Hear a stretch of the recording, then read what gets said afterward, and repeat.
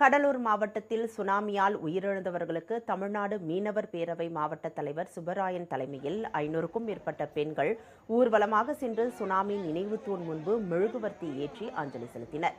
இதைத் தொடர்ந்து ஊர்வலமாக சென்று கடலில் பால் ஊற்றியும் மலர் தூவியும் அஞ்சலி செலுத்தினர்.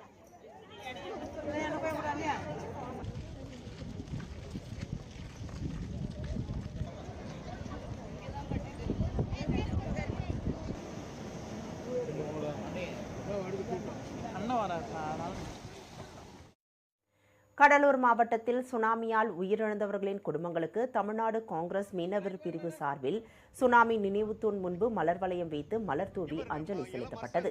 இதைத் தொடர்ந்து காங்கிரஸ் சார்பில் சுனாமி நினைவு தூண் முன் மலர் வளையம் வைத்து அஞ்சலி செலுத்தப்பட்டது. இதைத் தொடர்ந்து சுனாமியால் உயிரிழந்தவர்களின் குடும்பத்தினருக்கு கட்டி கொடுக்கப்பட்ட வீடுகளுக்கு பட்டா வழங்க வேண்டும் என்று தமிழ்நாடு காங்கிரஸ் கமிட்டி சார்பில் வலியுறுத்தப்பட்டது.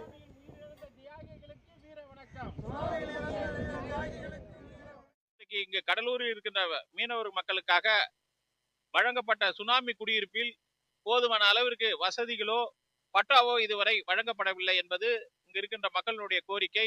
அது மட்டுமல்லாமல் தூண்டில் வளைவு இல்லாமல் இங்கு இருக்கின்ற கடலோர உள்ள வீடுகள் மிகவும் பாதிக்கப்பட்டு இங்கு இருக்கின்ற மீனவர்கள் எல்லாம் வெளியேறுகின்ற அவல நிலை ஏற்பட்டிருக்கிறது.